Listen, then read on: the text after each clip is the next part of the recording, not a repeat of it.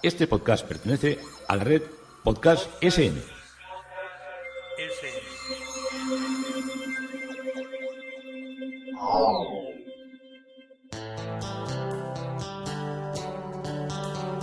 Historia con sentido.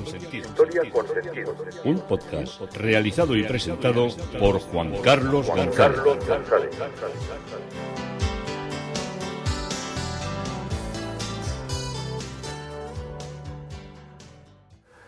Un saludo para cuantas personas se acercan a través de las redes sociales, de Facebook, de Twitter y de mi página web Historia con Sentido. Yo soy Juan Carlos González y un día más encantado de acercaros una parte de la historia. Hoy el tema propuesto es en la parte central del Gran Canal. Estamos en Venecia y estamos recorriendo desde el agua todo lo que es la parte, por así decirlo, más brillante. Todo el recorrido tiene una brillantez arquitectónica y estilística increíble, pero si cabe de una manera más impresionante es en la parte central del Gran Canal, donde todos son palacios, y ahí sí que uno empieza a perderse de ver tanta belleza unida y continuada, porque es una iglesia, un palacio, otro palacio. Aquí ya no hay muchas iglesias, las iglesias ya las tendremos que buscar, alguna que se asoma al canal pasado ya el puente de Rialto, pero iremos poco a poco porque tampoco tenemos prisa. Nuestra ascensión por el Gran Canal tiene que ser casi a ritmo de remo o de pala de gondolier, y subiendo poco a poco, contemplando y disfrutando del paisaje. Hoy en la parte central del Gran Canal. Y vamos a seguir con todo este tema tan apasionante y que tanto os está gustando, que es cómo eran las alamas y qué materiales se emplearon en la elaboración de las alamas de la exposición de documentos de la Chancillería de Granada. Y nos habíamos quedado que había tres tipos esencialmente de material: el pergamino, que era la piel curtida, el papel árabe, que se hacía de una manera determinada, y el papel de la zona europea, que se hacía de otra manera distinta, pero que todos servían para dar testimonio, para dar fe, que era lo que era una alama, de la autenticidad del documento registral firmado por un sultán nazarí.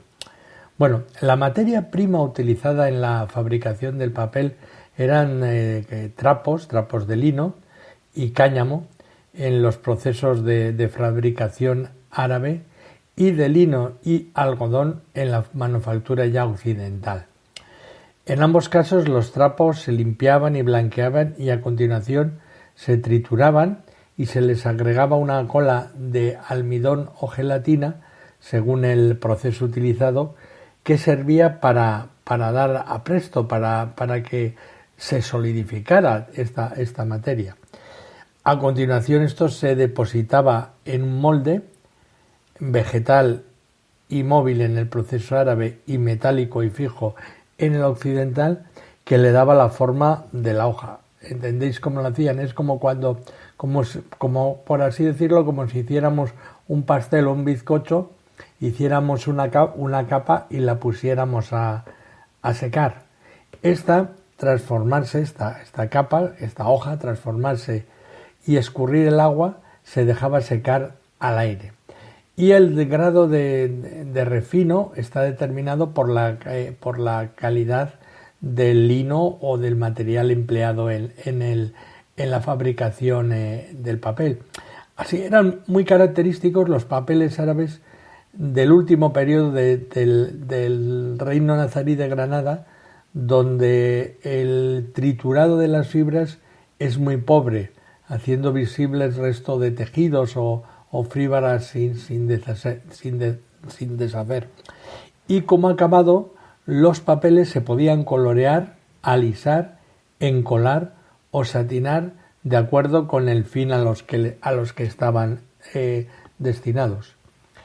El examen del soporte confirma que el documento del zagal solo se conserva un fragmento elaborado de acuerdo con los procedimientos de manufactura árabe.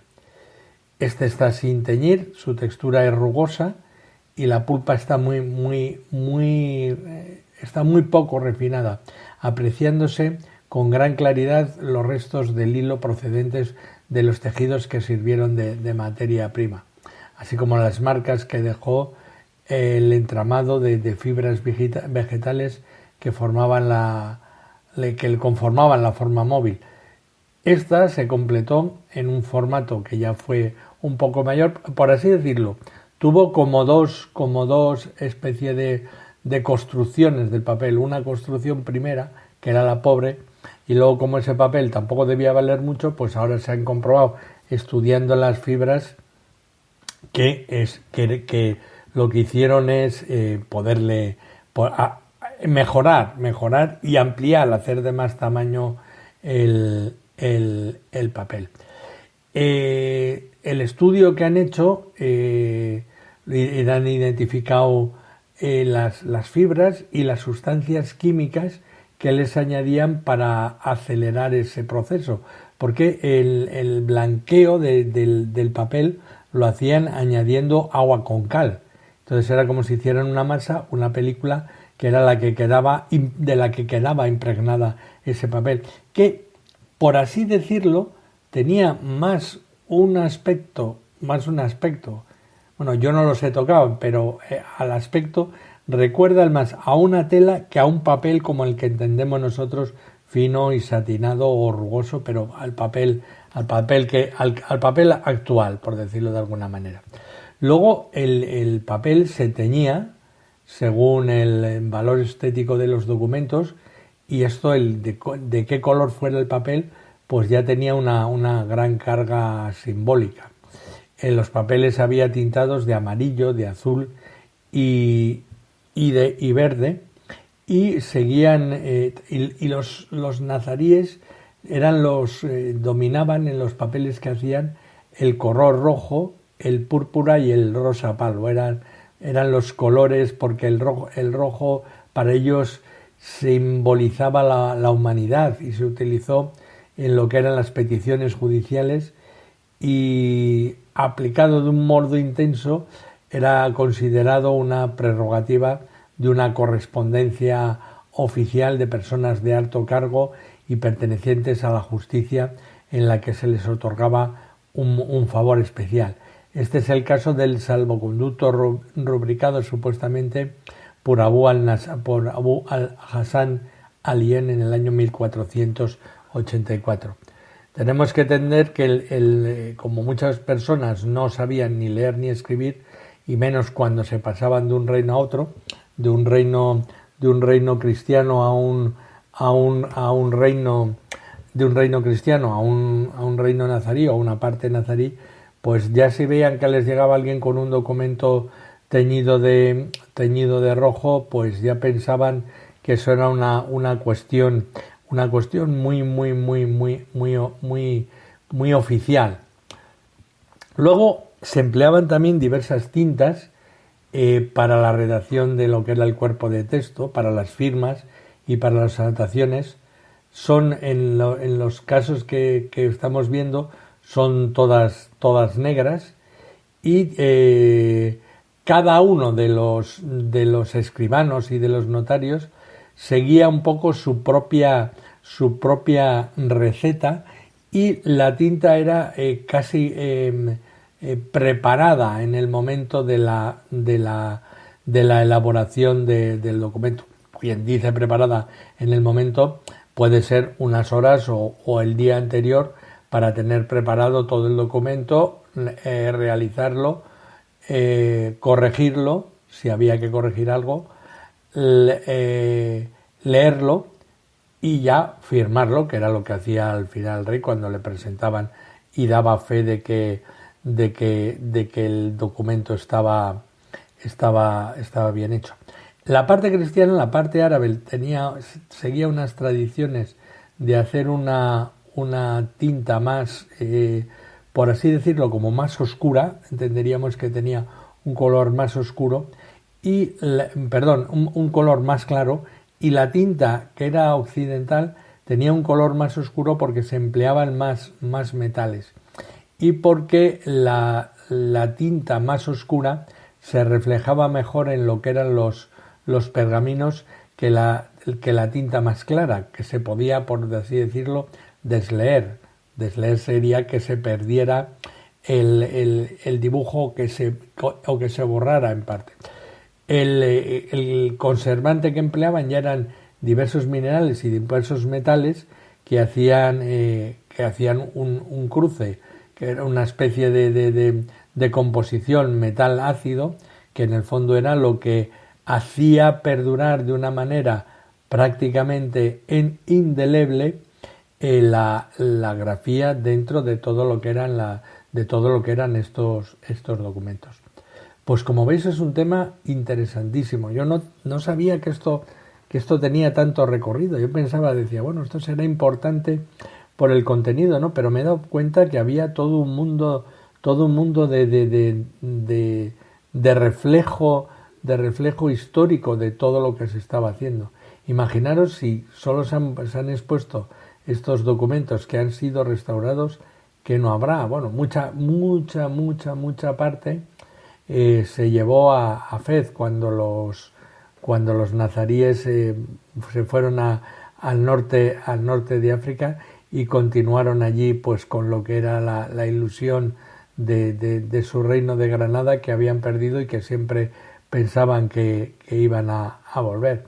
Les pasaba que como había mucha gente, había gente que sí que pudo irse, pero hubo otra gente que era de origen humilde, otros que pactaron o que creyeron que les iba a ser una vida fácil con los reyes cristianos, pues se quedaron en Granada o en la zona nazarí, porque es que no habían conocido otra cosa. Ahora nosotros podemos ir de aquí a allá o a aquel otro lado, pero salvo en los primeros pasos de la conquista, lo que era la estructura de asentamiento del pueblo musulmán, de la presencia árabe, de la presencia bereber en todo lo que era nuestra península, para ellos era su tierra. O sea, no tenían una referencia. Bueno, sabían que había otros hermanos del Islam al otro lado del mar, por el sur, que de vez en cuando venían y les ayudaban, y me imagino que tendrían relaciones de matrimonios y de todas estas cosas. Pero lo demás era un pensar que algún día podemos volver, y muchos se llevaron sus bibliotecas, se llevaron sus registros, sus apuntes y sus cosas, con la idea de bueno, ya volveremos algún día al Andalus y volveremos a tener nuestra parte de reino. Para ellos fue un cataclismo el no poder volver. Fijaros que desde 1492 hasta la expulsión de los dos moriscos, que tiene lugar en 1600, pasan casi 100, pasan 100 años todavía de presencia, porque es que el reino no podía privarse en una gran parte de la península de lo que era el apoyo, sobre todo en la cultura hidráulica, en lo que era la agricultura, de poder sostener todo lo que eran las necesidades. Y ya en el momento que la guerra de las Alpujarras pues terminó y ya los cristianos se hicieron otra vez fuertes en la parte, bueno, los cristianos, la España ya la España o Hispania de lo que era ya Felipe II y todas estas cosas, todas estas situaciones geopolíticas, pues hicieron que Carlos V, Felipe II, todos estos fueron consolidando lo que era el poder, y ya no dejaron más que se volviera a intentar la recuperación o la colonización, no es la palabra recolonización, sino la vuelta a lo que eran las situaciones de cuando Granada y cuando en el sur peninsular era el Andalus, y cuando en concreto la zona granadina, la zona de Málaga, la zona de Almería y de parte de Murcia fue el último reino nazarí. Y volvemos sin solución de continuidad a nuestros palacios del Gran Canal, a nuestra Venecia que tanto nos atrae. Nos habíamos quedado en Carrezónico, ese espectacular museo que siempre nos abre sus puertas, y que es verdad, el museo del Settecento veneciano, que es absolutamente deslumbrante. La segunda planta se abre con el portejo, el largo pasillo central típico de los palacios de Venecia, en el que encontramos las dos primeras obras de Canaletto. No te puedes perder las salas dedicadas a la obra de Pietro Longhi y de Tiepolo Giandomenico, con frescos originales en las paredes de Villa Cianigo.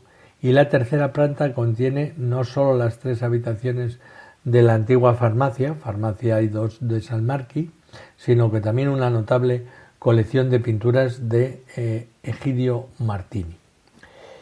La disposición del palacio lleva al visitante a través de diferentes salas de la primera planta con una amplia selección de prendas de vestir y otros accesorios que forman parte de la colección permanente. Curiosidades de Carrezónico, pues sabías que si comparamos, por ejemplo, el Carrezónico con el Palacio Ducal, es más pequeño y menos majestuoso. Sin embargo, este museo tiene algunas salas que pueden resultar incluso más bonitas y más llamativas. Hasta el 1908, la farmacia que se encontraba en el campo San Esteban de Venecia y la mayor parte de farmacia, los jarrones de mayólica y objetos del más fino cristal de Murano, datan de mediados del siglo XVIII y están aquí conservados. Por eso podemos decir que Carrezónico es uno de los edificios más importantes de Venecia y al mismo tiempo es uno de los pocos que pueden ser visitados en integridad totalmente al ser un museo. Como os digo, se encuentra ubicado en la orilla del Gran Canal del distrito de Dorsoduro y Carrezónico es esa gran residencia veneciana que alberga una colección de muebles y pinturas del siglo XVIII que no nos la podemos perder de ninguna manera. Y las donaciones de Egidio Martini incluyen varias pinturas, casi en su totalidad pertenecientes a la escuela veneciana, que va desde el 480 a principios del 900. Y en esta maravillosa colección se pueden incluir ahí obras de Cima da Conegliano, de Albizio Vivarini, de Bonifacio de Piatti, de Tintoretto, de Palma il Giovane, de Bernardo Storzi, de Ippolito Capfi, de Elma Ciardi, entre otros. Una joya siempre en Venecia para descubrir. Carrezónico impresionante.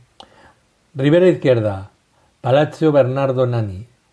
Fue diseñado por el arquitecto Vittoria por encargo de la familia Bernardo y el palacio fue construido en 1550. Lo que ahora es la fachada principal del edificio, cubierta en su totalidad de frescos, originariamente formaba el lado del edificio que daba al jardín, donde ahora se encuentra el Carrezónico.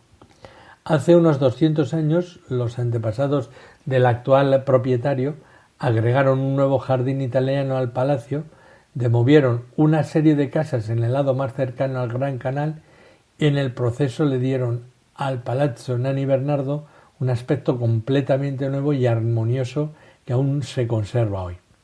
Construido durante este periodo de transición entre el Renacimiento y el Barroco, tiene una fachada de extraordinaria compacidad y regularidad, dividida en planta baja, 2 plantas principales y un ático.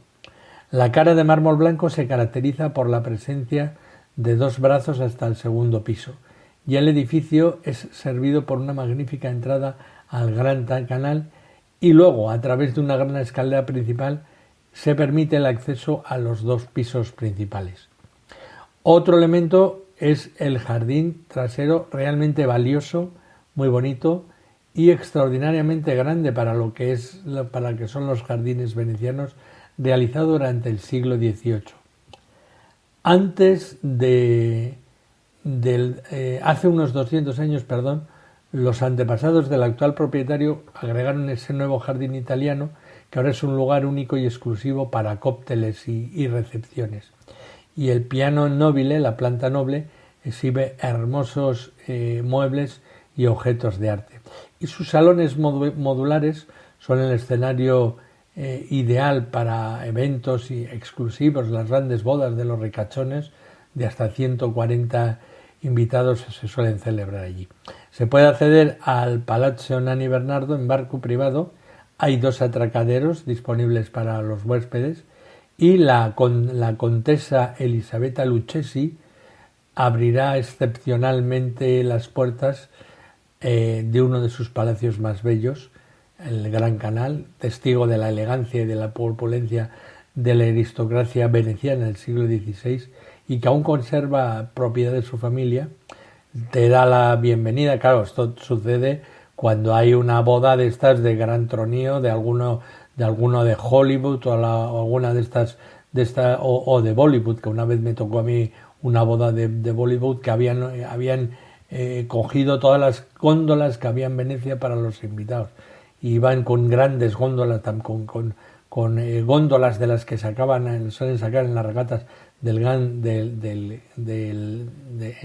las que son las que llevaban los dogos y todo eso, pues habían alquilado todo para echarlas al agua, y cuando hay carnavales y todas estas cosas, y la gran regata de Venecia, y habían puesto allí grupos musicales de estos indios, y era una cosa que era un resultado, el resultado era un poco surrealista, porque uno estaba viendo las cosas tan propias italianas, pero con una música tan oriental que no sabía si finalmente habían venido los invitados de Marco Polo de la ruta de la seda del norte de la India a celebrar allí la boda de uno de estos líderes del Bollywood indio.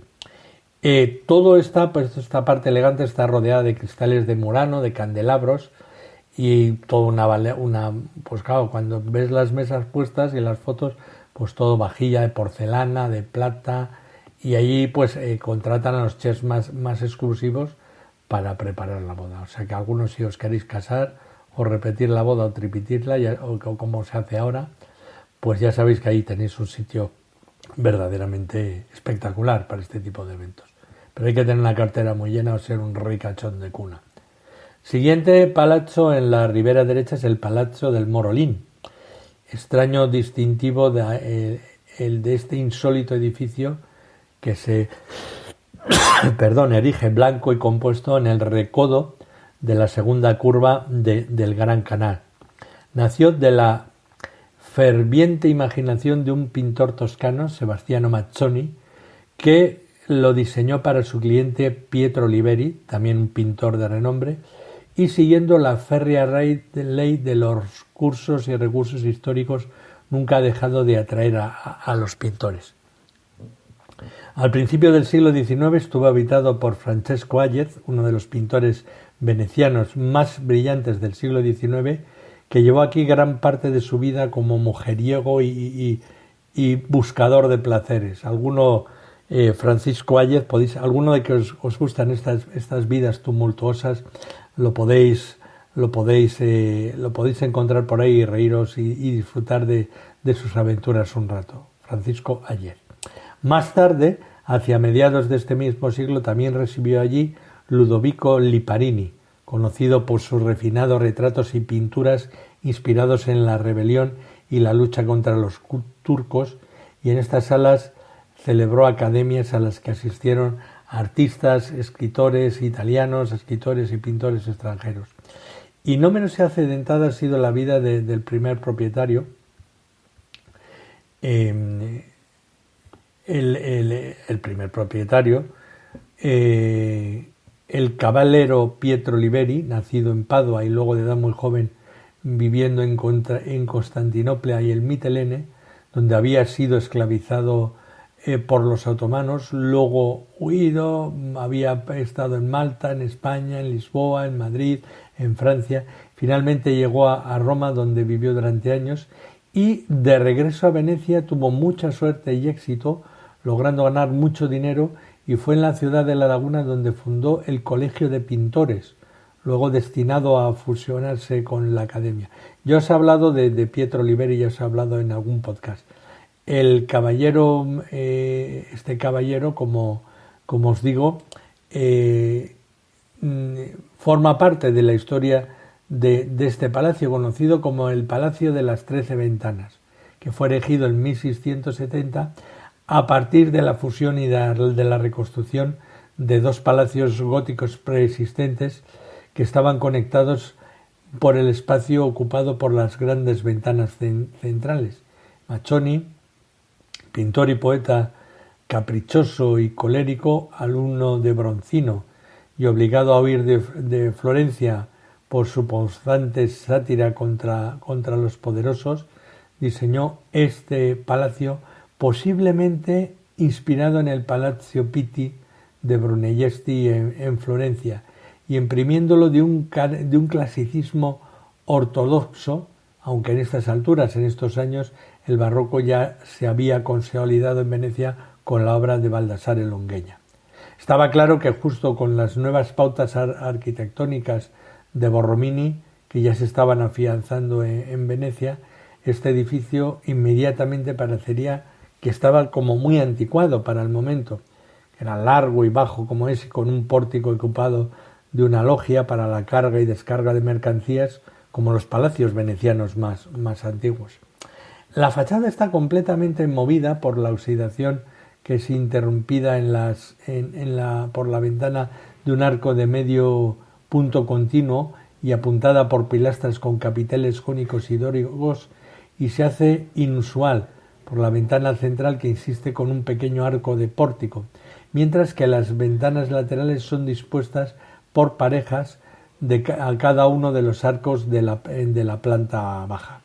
Aquí se evocan todos los elementos del clasicismo más típico: las hileras lineales de cuerdas en las ventanas, las metrópolas y los triglifos, los capiteles. Todo de pronto parece retroceder siglos en el reloj de la arquitectura.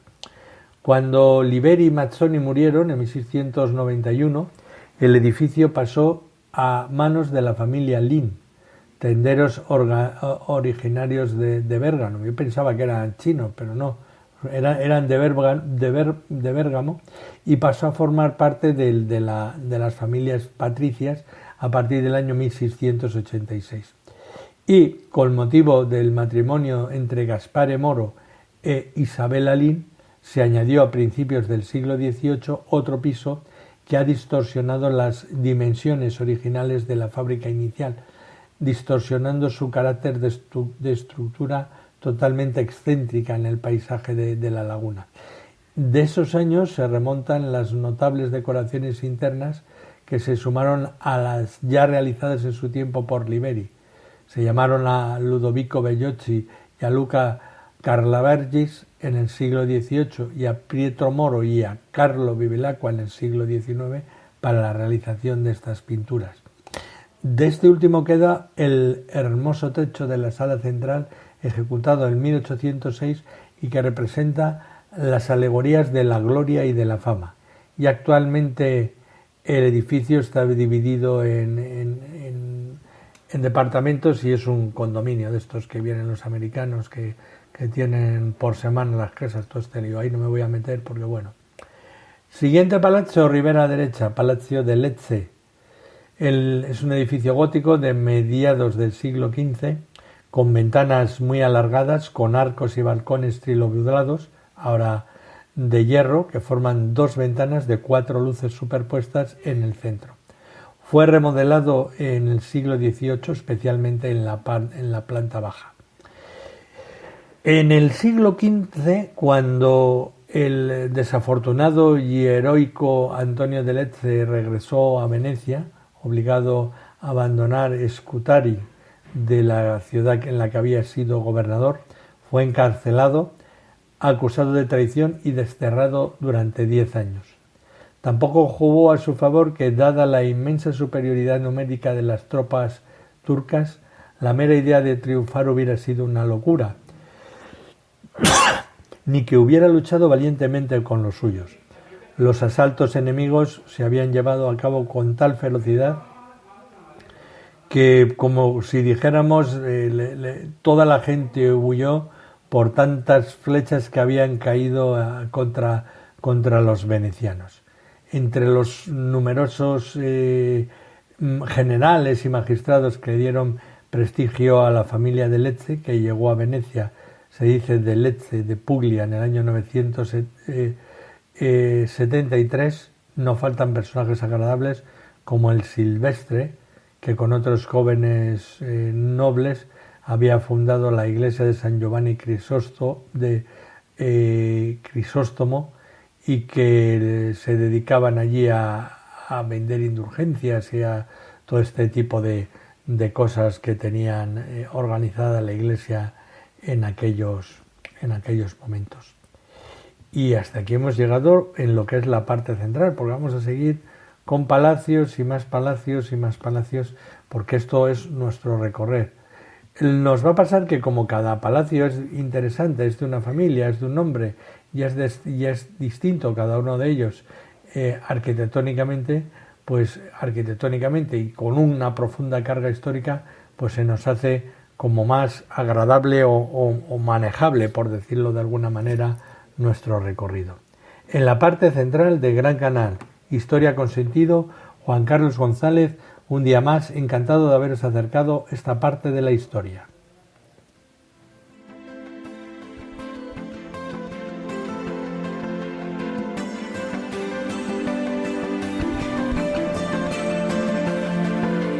Hasta aquí un episodio más de Historia con Sentido. El podcast que te habla de historias de la historia, sucesos, eventos, como si el ayer fuera hoy. Síguenos a través de iTunes, Spreaker o iVoox. Contacta con nosotros por correo electrónico escribiendo a podcast@historiaconsentido.com. Nuestra web www.historiaconsentido.com. Y en Twitter nos encontrarás como @historiasentido. Este podcast pertenece